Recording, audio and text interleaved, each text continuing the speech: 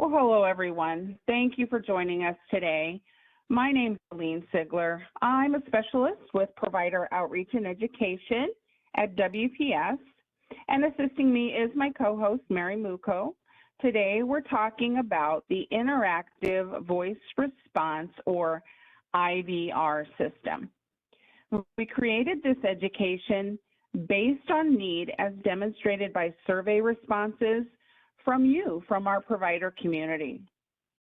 We do have future sessions with more in-depth IVR education, so you want to make sure that you watch for that and register. We would love to have you attend. We'll be focusing on different operations within the IVR, so if you're just learning about it, these are great opportunities for you to dial in, hear some hints and tips and tricks that we have, ask any questions you might have, and just become more comfortable with our IVR. I invite you to visit our training center. Got a little lag in my computer, so I apologize for that. In our training center, we post event materials. So if you want a copy of any of the slide decks for any of the education that we're doing, you have the opportunity to do that. We post those about a week in advance. So, if you want to download a copy, you can take notes on it, print it, whatever you want to do. You can find that on our live events page.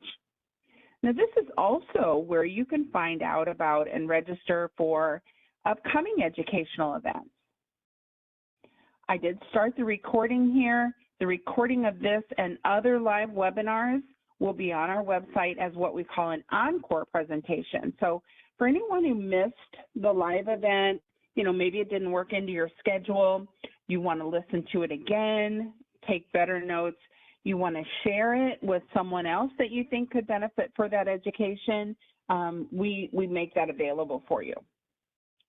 Depending on the number of events that we've held, because we do hold a lot of events, normally we keep those available on our website for 60 to 90 days. So they kind of roll on and roll off, so you don't have quite such an extensive list to scroll through. You can also find them on our YouTube channel. You can use the chat feature where you can see Mary adding some comments and things. That's where you're also going to put any questions that you have related to today's topic. At the end of the presentation, after we've done our prepared remarks, then we'll take as many questions as we can before we run out of time. Whether you're listening live or to the encore, we hope you'll take the opportunity to give us your feedback by taking our survey. We review those surveys and we take your responses very seriously as ways to improve your overall experience. That's our goal. Those survey responses give us insight into how we're doing as your contractor and the types of education that you tell us that you need. If you've attended our education before, this slide is familiar to you. This is something that we're required to go over with you, just telling you that as of today, this information is as accurate and complete as we can make it. Medicare can change, and the federal regulations will, of course, always take precedence over anything presented today. And then finally, if you want to record this or take screenshots, CMS does prohibit that for profit-making purposes. And since we're recording it for you, there really would be no need for you to do that anyway. So just save yourself some time and energy there. Now the next two slides, sorry, I went a little fast there. My computer's either moving slow or too fast. The next two slides contain acronyms. And these were used in the creation of this webinar, or it's something that I plan on discussing with you verbally. Medicare is full of acronyms. So, sometimes we kind of forget what they what the actual definition of those acronyms are. And so for those of you who might be new to Medicare or just new to the IVR, we wanted to make sure that you had a reference where you could go back and actually look up that acronym, because it seems in Medicare, nothing is actually called by its real name. It's all an acronym. So what are we going to cover today? In this session, we're going to start out by defining what self-service is, and we'll take a look at its advantages. You know, why do we use it? Who benefits from it? We're going to discuss what self-service options are available to our provider community, and then we'll define specifically what the WPS IVR is and what it can do. We're going to examine what you need to have ready in order to use it. We'll share tips for using the IVR. We always want to pass along any tips and reminders, things that we've learned in working with it and things that we have been told by providers that work better. Nobody knows better than a provider what a provider goes through. As your MAC, as your educator, we are not in the same shoes that you are. We don't use our tools in the way that you do when you do your day-to-day business activities. And so we learn from you. And so we want to pass those things along to hopefully make it more efficient and easier for you to use. And we'll conclude then today with exploring where you can find more information. Resources are so important in Medicare because there's no way to know everything there is about Medicare. It's an ongoing learning process. So let's get started here. And let's talk about defining self-service. What exactly is that? We think we know what it is, but what is the formal definition of that? So self-service refers to a support approach that empowers customers to find information and resolve issues on their own, so without an agent's assistance. If we put that in simpler terms, it's any activity where the customer performs work on their own behalf without the assistance of company staff. So this is not just a Medicare thing. This is not just a customer service thing. If you think about it in the whole realm of our lives, there are so many things that are, in essence, self-service tools. You might believe that effective customer service can only happen when there's a person available to help and answer all of your questions. But the reality of it is that customers don't always want to reach out for support. In many cases, people would rather just find the answer on their own and get on with their day.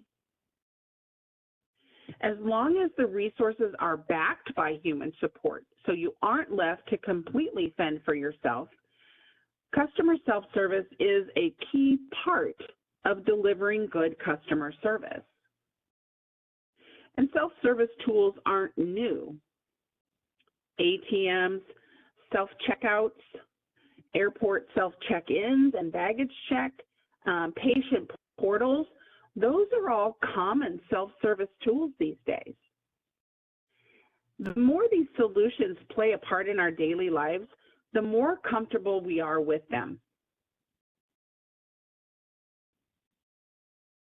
More of us are using them than ever.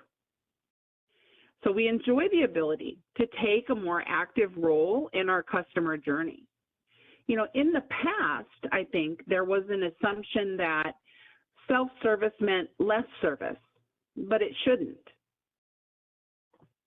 Going the extra mile is no less important. It's just different with self-service.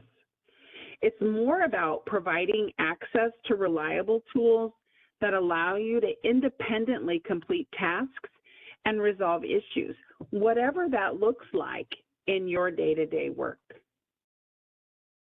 So that leads us right into why self-service is a good idea. What are the benefits of customer self-service? Well, it actually provides a variety of benefits for everyone, not just customers. The first being an improved customer experience. Research shows that people often prefer to answer their own questions without having to contact support. According to a Harvard Business Review that I found, 81% of all customers attempt to take care of issues themselves before reaching out to a live representative. 81%. And that's across all industries. I'll have Mary drop a link to that study in the chat in case you want to read more about that. You know what you need. Why not give you the means to do it or find it yourself? Self-service allows you to control your experience by making changes without needing to call or email. You get faster access to the answers and information you need. Another benefit is greater support availability. While we may only be able to provide human-powered support Monday through Friday for certain hours of the day, self-service tools usually make support available to you all day, every day. Of course, there are some exceptions depending on the tool that you're using, but greater support availability is a very good benefit. It also gives you added flexibility by offering a clear path to contact a live customer support team if it should be necessary. It can lower support costs. Self-service makes it possible to help large numbers of customers at a significantly lower cost. We operate within a government contract without profit, so this saves taxpayers money. The cost of a do-it-yourself transaction is measured in pennies, while the average cost of a live service interaction is measured in dollars. It also results in a more productive support staff. Self-service reduces the number of repetitive questions in queue, so that frees up customer service staff to handle more complex requests, reducing your hold time and creating more meaningful interactions. Another answer to why do we have provider self-service technology? Quite simply, CMS requires it. All Macs provide and must, CMS requires it. So all Macs and providers have to abide by CMS direction. When it comes to self-service, if you want to read more about it, you can go to the Mac Beneficiary and Provider Communications Manual. This is Internet-only Manual Publication 100-9, and in Chapter 6, Section 50, there's a link. That link is to the chapter, and it's on your resource slide. If you haven't looked at the slide deck yet, it's one of the last slides in the presentation. So if you download it, you actually have a live link to that section where you can read more about CMS's requirements for self-service tools. This slide shows just some of the self-service options that Medicare providers have.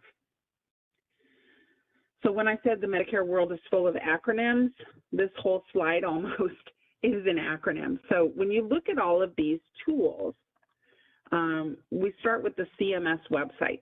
You know, it has a multitude of manuals, of fact sheets, of educational courses, quick references, and databases, all of those types of things to assist you.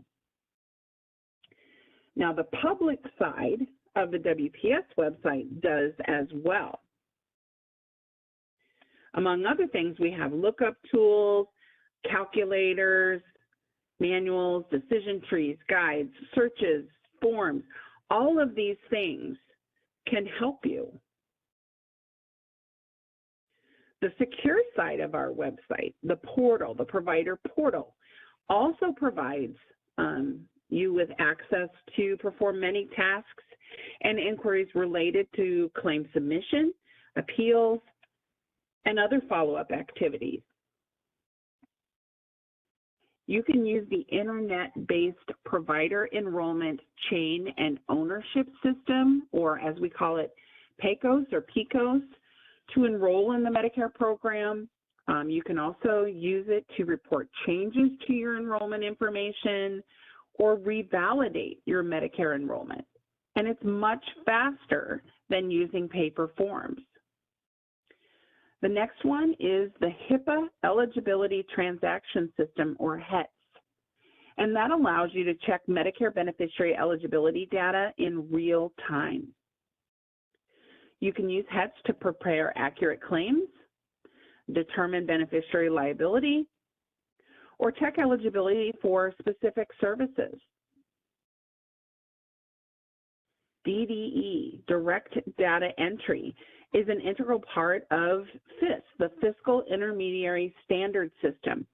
And that's the claims processing system used by all MACs for their Part A claims.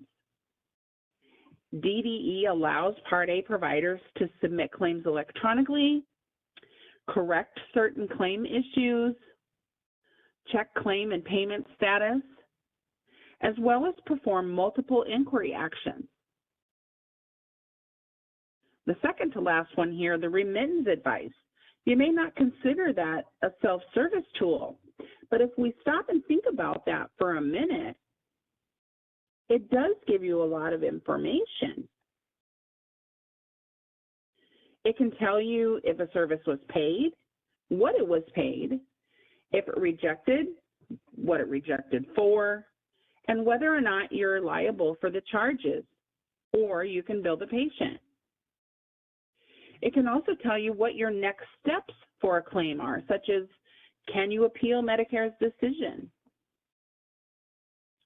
And the last item you see listed here, again, this is just a sample of the different self-service options, but the last one is the IVR, and that's the focus of why we're here, what we're going to talk more about today.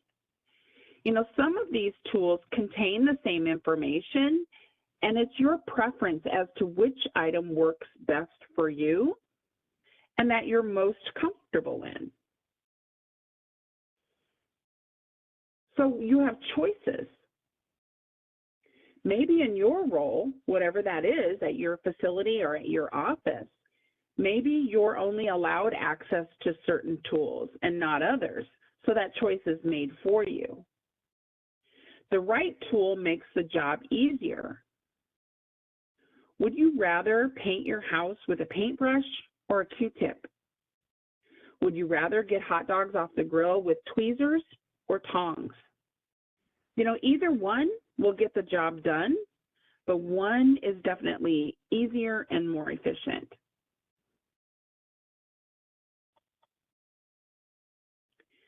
As the name states, the interactive voice response system is a voice-activated system, but users can also use their touch-tone telephone keypad to interact with it. What kinds of information does it provide?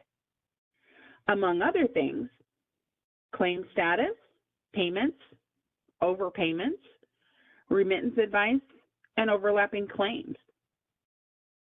Depending on whether you're a Part A provider that bills on the UBO 4 or the 837I electronic equivalent, or you submit Part B professional claims on the CMS 1500 or the 837P, the items that you access are different because of how you bill and what you bill for.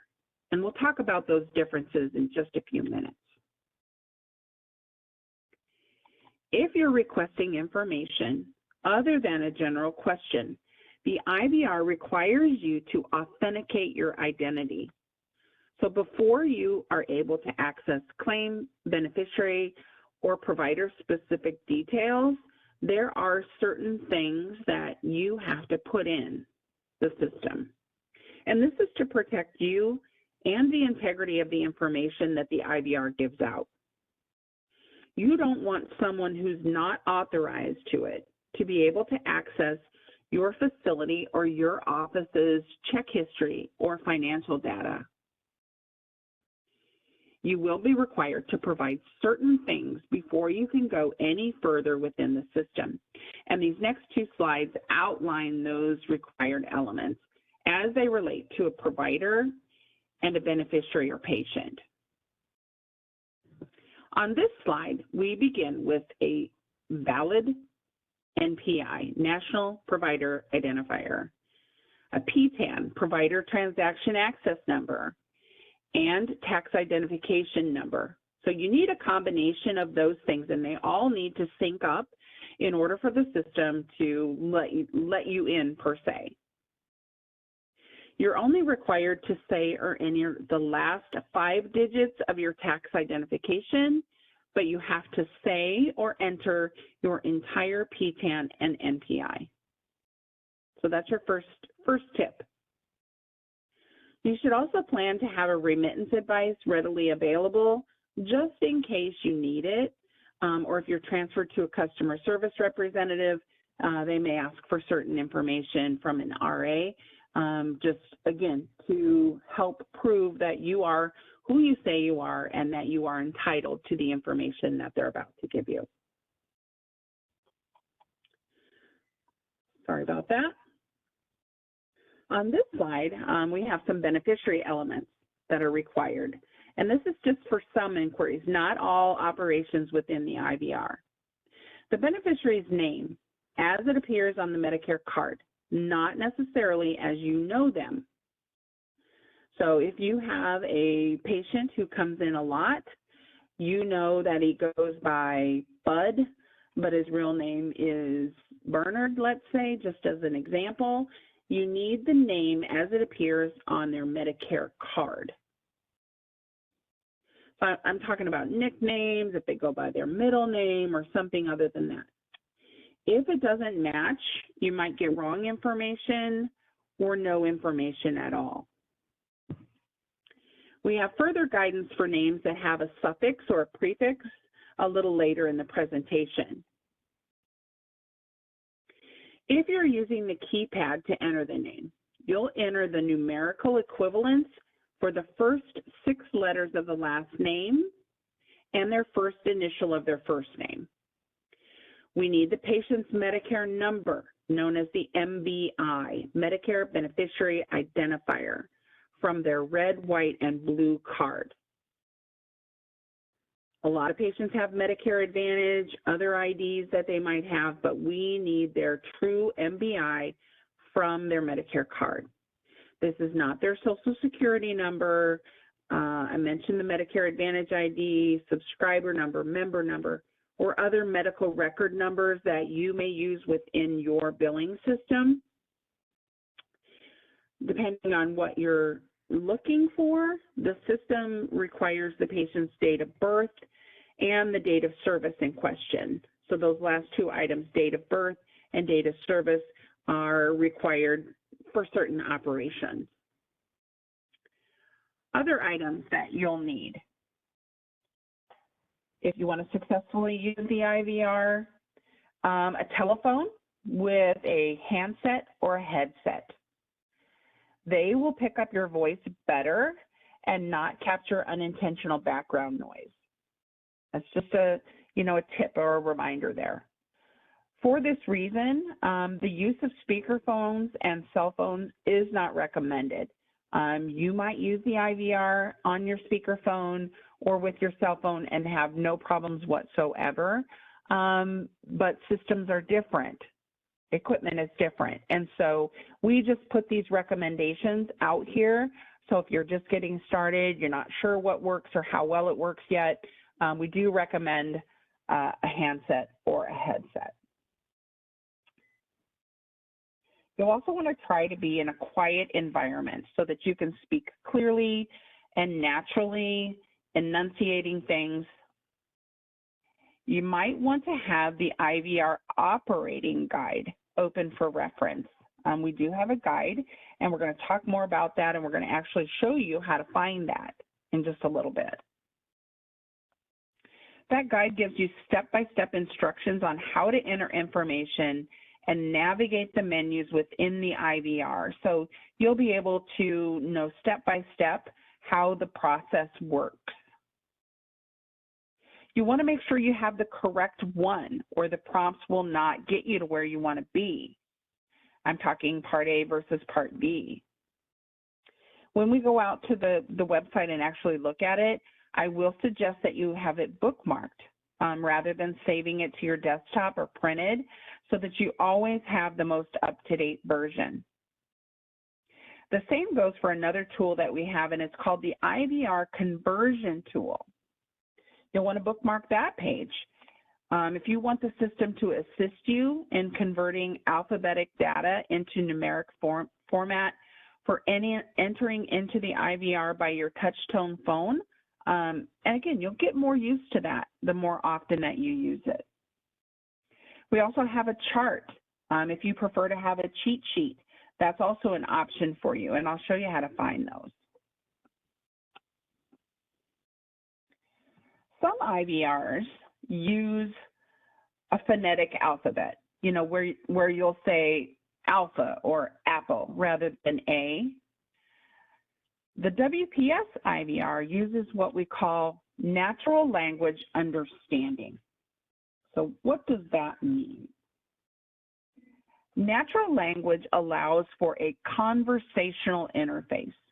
So in this way, you're no longer limited to predefined terms or touch-tone options. Instead, you can speak freely as if you're talking with a person. So you'll express your needs and your intentions by just speaking. I know that it's kind of hard to explain, but this is to give you more information about that, because it is different than other self-service tools you might use throughout your day. The goal of natural language is to improve your customer experience, reduce the number of prompts you have to listen to. We've all been stuck in those loops where it says, press 1 for appointments, press 2 for billing, press 3 for, and then you kind of get lost as you're listening to all those, and then you have to listen to it again. With natural language, hopefully you can get to where you need to be more quickly. For best results, your response should be short, yet provide enough details to route your call directly. So an example would be, I'm calling about a claim denial, or I want to check overlapping claims. If you just say denial, or you just say claims, the system may have a harder time deciphering what you need.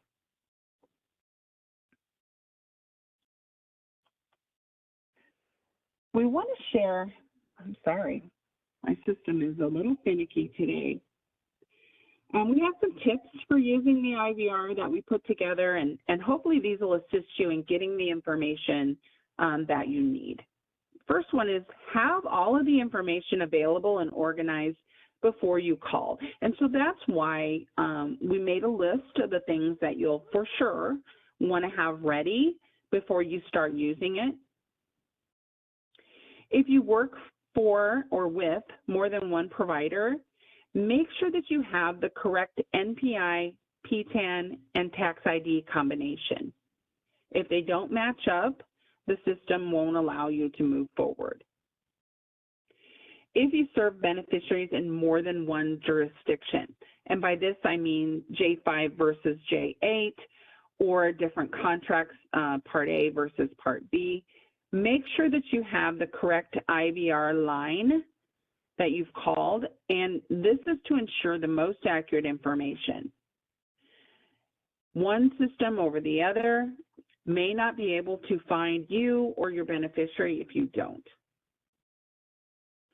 Some information may not be available in all selections. Another thing, you don't have to wait for the entire prompt to play. You can go ahead and key or speak your selection.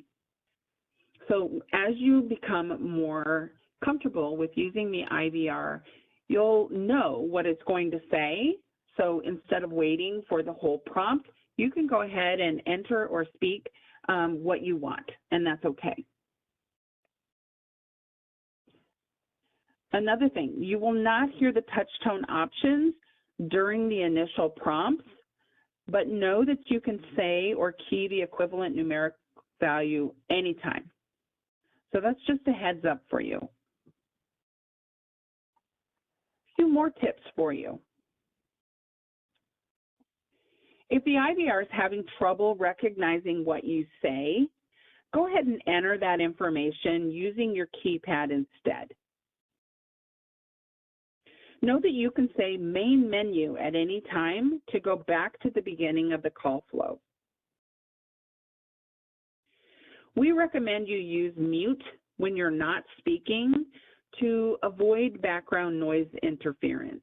You know, some of us work in offices or in cubicles where, you know, other providers or patients even might be speaking. And so if you're just listening to the information, go ahead and mute yourself. This is for the same reason that we don't recommend using speakerphones. Some microphones are really sensitive, so you know you get that background noise. It's important that you listen to the IVR prompts as they'll provide more navigational instructions. Again, as you become more comfortable with it and you know what it's going to say, then you don't. But if you're not sure or you're using an option that you don't use all the time, listen to the prompts because they'll tell you some navigational instructions.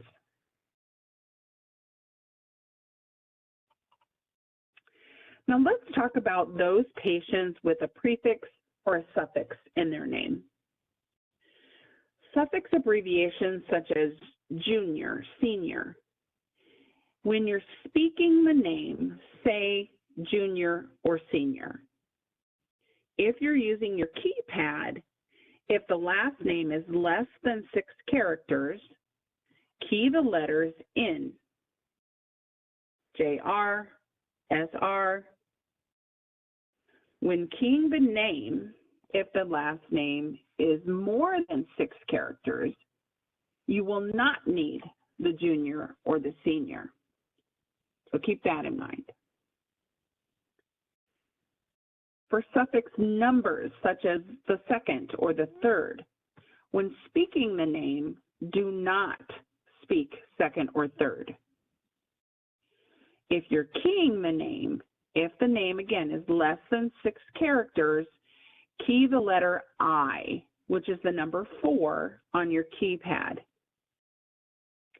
When you're keying the name in using your touch-tone telephone keypad, if the last name is more than 6 characters, then you won't need that suffix because the system is just going to require you to key the numerical equivalent of the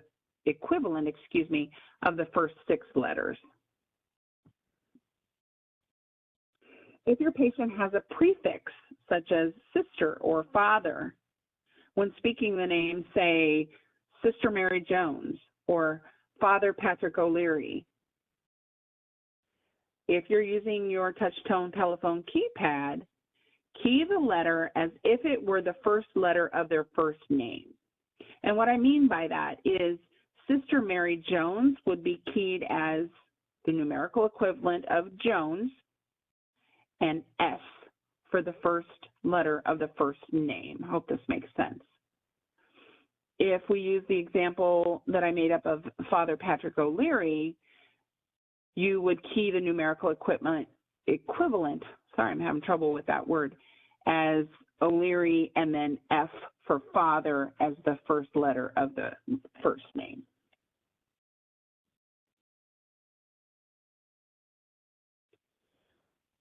I think my computer jumped ahead again. I'm sorry.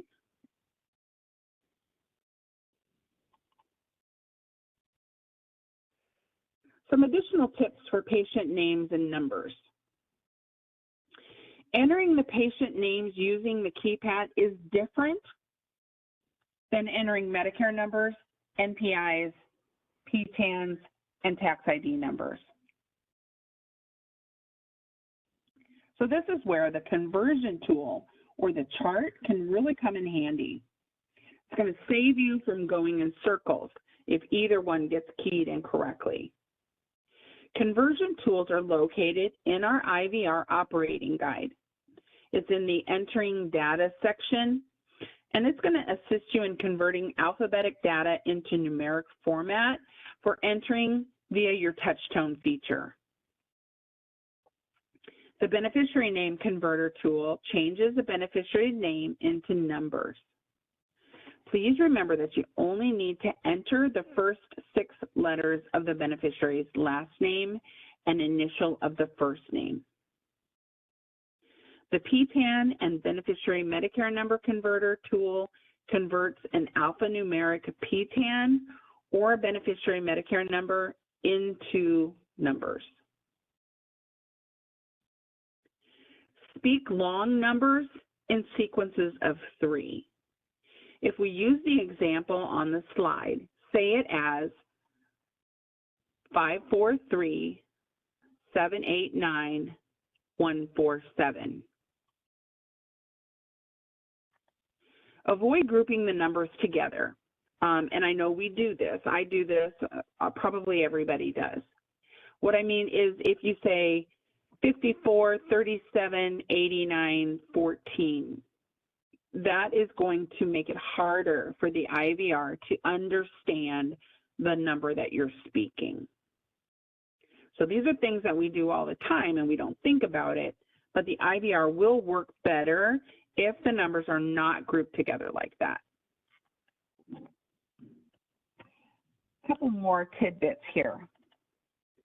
If the IVR says you can say additional information, that probably means that there is more information associated with your request. The IVR uses HETS. Remember we said that was the HIPAA eligibility transaction system. It has a 270-271 eligibility transaction. Right now in the IVR, patient eligibility is available up to 4 years in the past and 4 months to the day in the future.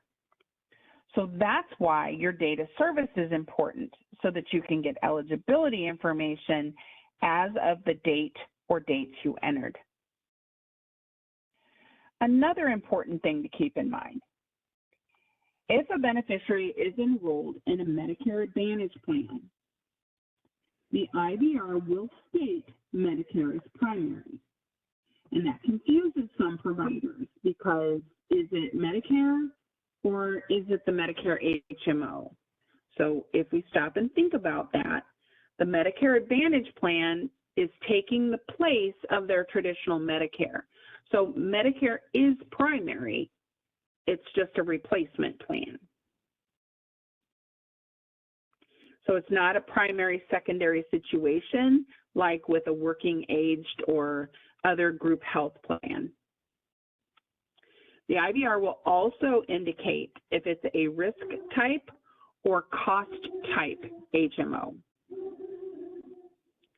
One last reminder I have for you, and it's not on your slide, but please do not refer beneficiaries to our office with their questions.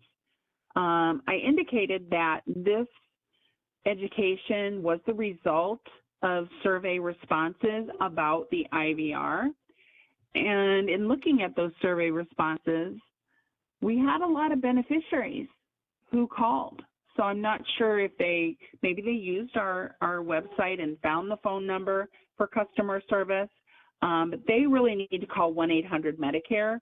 We actually cannot help them. And so I understand their frustration because they don't have a PTAN or an NPI that they can use, but please do not refer beneficiaries to our IVR or to call our office. So now I'd like to show you how to find those items that I talked about. And I've linked this slide. Sometimes we have internet issues, and so this screenshot with the arrows is to point out some of the places that I'm going to show you. in the event, I'm going to knock on wood, that I couldn't get to our website, this would give you a visual. I have this linked, so we're all going to cross our fingers that this works for us. Pause just a second here. So here we are on our homepage. The first thing that we need to do is when it presents itself for the first time every day, you have to tell it which section you want to go into. First thing that you'll notice is over here on the right side, quick links. On the quick links, we have the IVR conversion tool right over here. So you can get to it directly from there. But I want to show you how to navigate to it. So, you know, in the event that we have more quick links that we need to add here and that should be removed or something takes its place, you know, important things come up sometimes, it's important to know how to get there.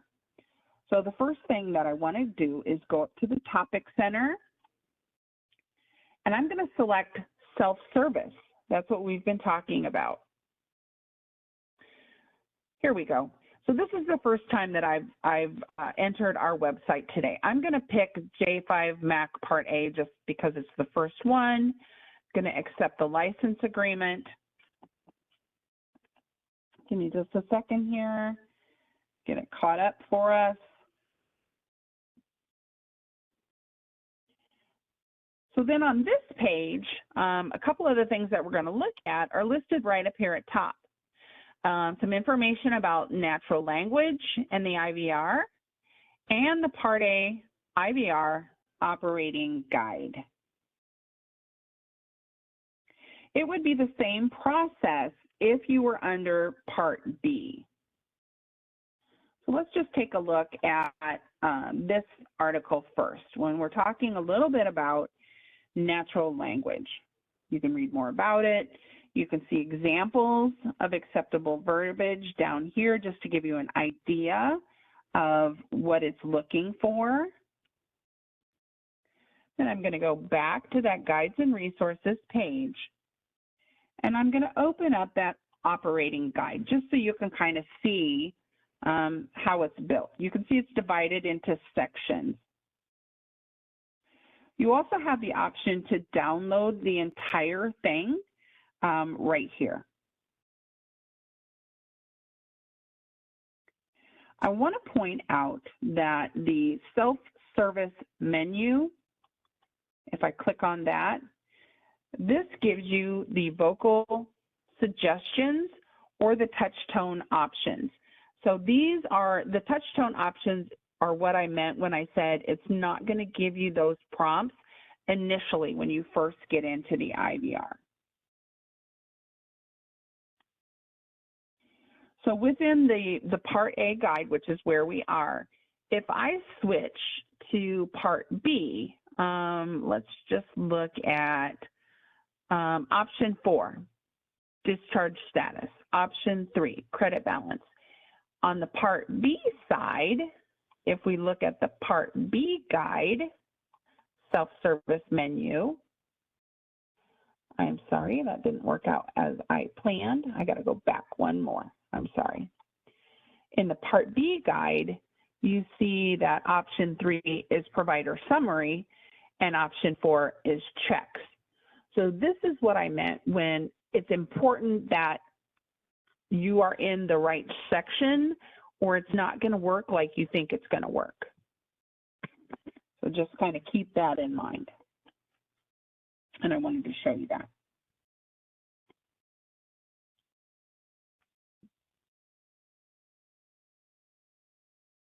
All right, so let's go back to the guides and resources, and this time let's look at the entering data section. This is where you're going to find those conversion tools that we talked about. So see, the beneficiary name converter and the one for the other information are 2 separate tools. Again, you want to make sure you're using the right one. So if I key in my last name, which does happen to be exactly 6 characters, and my first initial.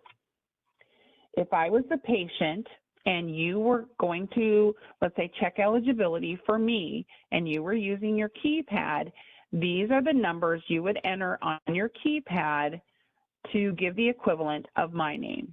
So just an example of how that works. Now, if I scroll down a little bit more on this page, here's the chart I was talking about. So if you're always going to be using the IVR with the same NPI and the same PTAN and the same text identification number, you could have this up ready, and you're going to eventually memorize what to enter for that combination for the provider that you work for. Okay? Now quickly, I want to take you to the CMS website.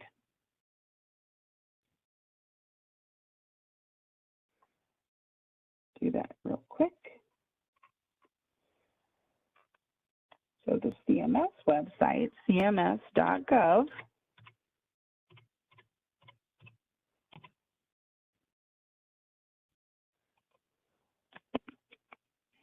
And on this website, what I want to show you real quick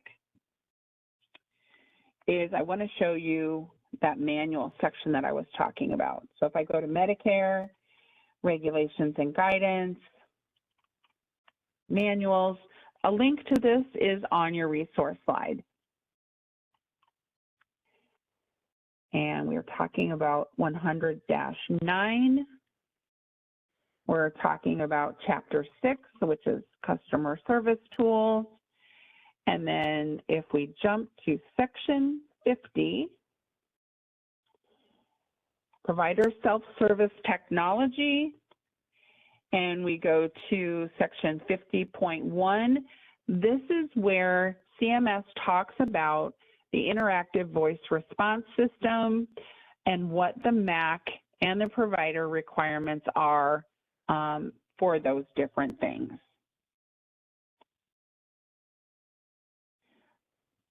So just wanted to show you that for your information. Jumping back to our PowerPoint, this is a list of the resources that I just showed you. So like I said, if you downloaded a copy of the presentation, you have the links. One item that I want to make sure that you're aware of that's not on the list because it was finalized after the presentation was created, and we're going to talk about that on this next slide here. CMS recently published Change Request 13754. I have a link here in your PowerPoint presentation. And it's titled Disable Beneficiary Eligibility Information from MAC IVR Systems.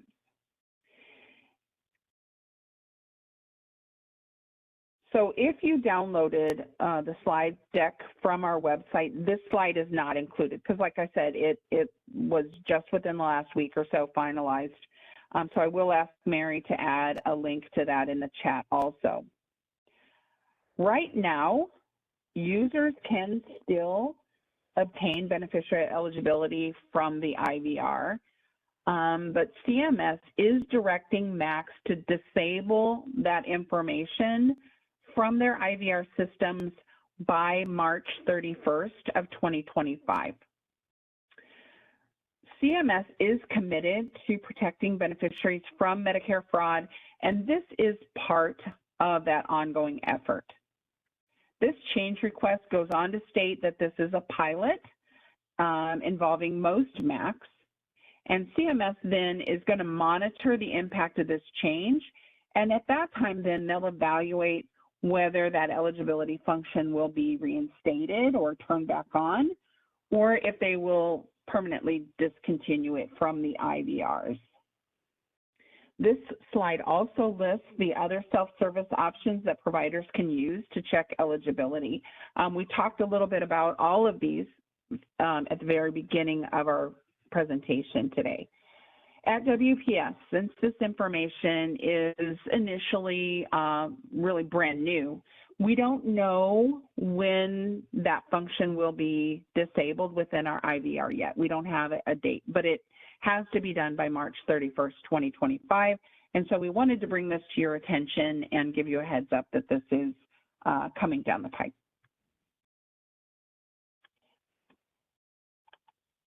So I want to pause here. I want to check in with Mary.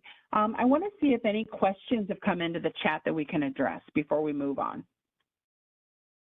Elaine, there are no questions. All right, thank you, Mary. I understand that sometimes when information is new, you're not sure what kind of questions you have yet, and so that's perfectly fine. One thing I want to discuss before I dismiss you today, in a few minutes, you're going to receive an email to thank you for attending this webinar. Don't delete that email without reading it because it contains your certificate of achievement. It'll look similar to what you have on the right side of your screen here. And this email will have your name, of course, and it'll have the date, the title of the event, and then your contact hours. So if continuing education is something that you need, this email can be downloaded, forwarded, however your accrediting body accepts that information if you're looking for CEU. So we want to make sure that you're aware that you'll be getting this email, what it looks like, what it's for, and what you can do with it. If you don't see it in a few minutes after this presentation is over, check your junk or spam. Make sure that you add the WebEx email address. You see it down here. It'll come from WebEx. Add it to your safe sender list. That can also help you.